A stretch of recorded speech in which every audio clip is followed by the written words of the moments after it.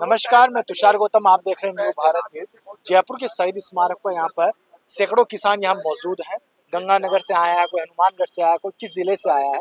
इनकी मांगे, किसान बिना जीवन नहीं चल सकता। जैसे ऑक्सीजन के बिना जीवन नहीं जी सकते, तो किसान के बिना जीवन यापन नहीं हो सकता है। मेरे साथ विधायक साहब हैं, कुन्नर साहब, और इस बार विधानसभा में एमएलए हैं ये, और इनसे बातचीत करेंगे। आखिरकार सरकार का बर्ताव क्या है, सरकार का रुख क्या है किसानों के प्रति। इनकी जांघें जायज हैं, कोई विशेष दर्जा नहीं मांग रहे हैं, कोई विशेष पैकेज की मांग नहीं कर रहे हैं। 21, 22, 23 के अंदर भी किसानों ने आंदोलन किया। हरियाणा, राजस्थान, पंजाब की बॉर्डर पर जाम कर दिया, लेकिन केंद्र सरकार ने सुनी नहीं। आखिरकार 2024 के लोकसभा चुनाव में उनको भुगतना पड़ा है। आखिरकार किसान अन्नदाता होता है, उसके साथ ऐसा बर्ताव करना लाजमी नहीं है। बातचीत करेंगे। कुन्नर साहब हैं और कद्दावर नेता है कांग्रेस से, इनसे बातचीत करेंगे। सरकार कांग्रेस की सरकार में भी थी, तब भी आपने मांगे उठाई। अब भाजपा की सरकार है, तब भी मांगे आप उठा रहे हैं। आखिर माजरा क्या है, सरकार किसानों की क्यों नहीं सुनती? आज शहीद स्मारक पर गंगानगर से किसानों को आकर धरना लगाना पड़ रहा है। ये बड़े अफसोस की बात है। तो सबसे बड़े अफसोस की बात तो ये है, हरीके बैराज से लगभग 11 से 13 हजार क्यूसेक पानी पाकिस्तान छोड़ा जा रहा है, और जबकि हमारा 2500 क्यूसेक पानी जो हमारे निर्धारित हक का पानी है वो आज हमें मिल नहीं रहा। हमें सिर्फ 11-1200 क्यूसेक पानी मिल रहा है, जिनकी वजह से हमारी नरमे की फसल व अन्य फसल, गन्ना, बाग सारे बर्बाद हो चुके हैं। अब किसानों के पास सड़कों पर आने के सिवाय और कोई इलाज नहीं है। ये संघर्ष पिछले 2 महीने से चल रहा है। सरकार को इससे पहले भी अवगत करवा चुका है, लेकिन सरकार शायद अभी नींद में है, सो रही है। उन्होंने पहले भी देखा है कि किसानों का संघर्ष 1 साल 1.5 साल दिल्ली तक चलता रहा है।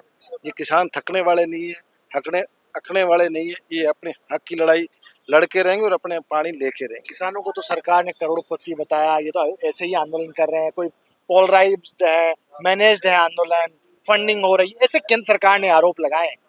केंद्र सरकार तो कुछ भी कह सकती है। आज करोड़पति हो तो यहाँ धूपे आके बैठने की जरूरत क्या है? आज किसान मांग क्या रहा है? एमएसपी की गारंटी और अपने हक का पानी, और कुछ नहीं मांग रहा। कि सरकार किसानों को किसानी खत्म करना चाहती है, किसानों को खत्म करना चाहती है। तो किसको पनपाना चाहती है? ये पूंजीपतियों को पनपना चाहती है। 2 ही पूंजीपति है, ये खेती उनको देना चाहती है। यही इनकी एक नीति है, लेकिन इस नीति में ये सरकार कामयाब नहीं होगी। पूंजीपतियों में जब एक की शादी थी, वहां तो शादी समारोह में भी गए थे। वो शादी की चर्चा चल रही है, किसानों की चर्चा नहीं हो रही। इस बजट में भी वाहवाही लूटने की कोशिश की जा रही है। अभी आंकड़ों के जाल में फंसाया जा रहा है, लेकिन धरातल पर कुछ नहीं दिया सरकार ने। अभी किसान भाई बता रहे थे कि राजस्थान का पानी पाकिस्तान जा रहा है, ये हकीकत है? बिल्कुल, ये हमारे माननीय प्रधानमंत्री मोदी जी ने छाती ठोक के दावा किया था, मैं 1 बूंद पाकिस्तान नहीं जाने दूंगा और किसानों का हक का पानी दूंगा। लेकिन आज किसान अपने हक के पानी से वंचित है और उनकी फसलें बर्बाद हो रही है। इसलिए आज यहाँ जयपुर में आकर धरना प्रदर्शन करने की नौबत आ चुकी है।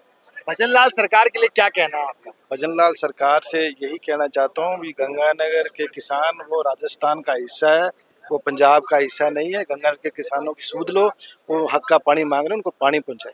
बजट में ऐसा भी आया है कि जो जहां कांग्रेस के विधायक थे, ठीक है, उनको इस बार नक्शे से गायब कर दिया बजट के अंदर। कुछ जगह ऐसे हुआ, मैं तो ये बात नहीं कहूँगा। मेरी कर्णपुर के लिए बजट को मुझे तो मुख्यमंत्री जी ने दिया, उसके लिए व्यक्तिगत तौर पे मैं मुख्यमंत्री जी का धन्यवाद करता हूँ।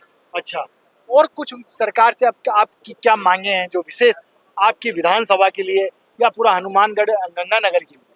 देखो, सबसे बड़ा मुद्दा तो पानी का है, किसानी का। उसके बाद आ जाता है नौजवानों का। आज ये नशा जो है पूरे हिंदुस्तान में घर कर चुका है। आपको भी पता लगा होगा, मेरी विधानसभा में पिछले 6 महीनों में कम से कम 15 से 20 नौजवानों की मृत्यु हो चुकी है। तो मोदी जी ने वादा किया था हर साल 2 करोड़ नौकरी देने का। मेरे हिसाब से 20 करोड़ युवाओं को नौकरी मिलनी चाहिए थी। आज पढ़ा लिखा नौजवान हिताश होकर, निराश होकर नशे की तरफ चला गया। सरकार से यही निवेदन है कि ज़्यादा से ज़्यादा रोजगार उपलब्ध कराएं, शिक्षा से जोड़ा जाए, बच्चों को खेलों से जोड़ा जाए। यही मेरी उनको निवेदन है। नशे का शिकार होने का क्या कारण है? कारण ये बच्चे पढ़े लिखे होकर बेरोजगार हैं। जितनी उन्होंने पढ़ाई की है उस हिसाब से उनको नौकरियां नहीं मिल पा रही। इस मेन मुख्य वजह यही है, रोजगार नहीं मिल पा रहा। अच्छा, इस वजह से नशे की शिकार ये कहाँ से आ रहा है, खेप नशे का? आपने सुना होगा, हमारे हमारा मेरी जो विधानसभा है वो पाकिस्तान बॉर्डर से लगती हुई है। आए दिन ड्रोन के माध्यम से उस तरफ से आ रहा है मतलब नशा। पाकिस्तान की तरफ से आ रहा है और पूरा दूसरा, नशा। जो गुजरात में कांडला पोर्ट है या दूसरे पोर्ट है, वहां से भी पाकिस्तान से बहुत नशा आ रहा है हिंदुस्तान के अंदर। अच्छा, इसको रोकने के लिए कुछ इसको प्रयास? रोकने के लिए सरकार को, केंद्र सरकार को कड़े नियम बनाने चाहिए ताकि ये नशे पर रोक लगी जा सके। देखो, जैसे कि विधायक साहब ने किसानों के लिए भी बात करी है और नशे से जो नौजवानों की मौत हो रही है, इन्होंने एक उदाहरण भी बताया है कि इनकी विधानसभा से 6 महीने के अंदर कम से कम 15 से 20 नौजवानों ने अपनी जान गंवा दी, उनके मतलब घर उजड़ गए। आखिरकार ये माजरा क्या है? किसान सिर्फ एमएसपी चाहते हैं, पानी चाहते हैं, लेकिन सरकार उनको दे नहीं रही है। इसलिए जयपुर के शहीद स्मारक पर आकर इनको धरना प्रदर्शन करना पड़ रहा है, डबल इंजन की सरकार होने के बावजूद। सहयोगी अमित शर्मा के साथ मैं तुषार गौतम, न्यू भारत न्यूज जयपुर।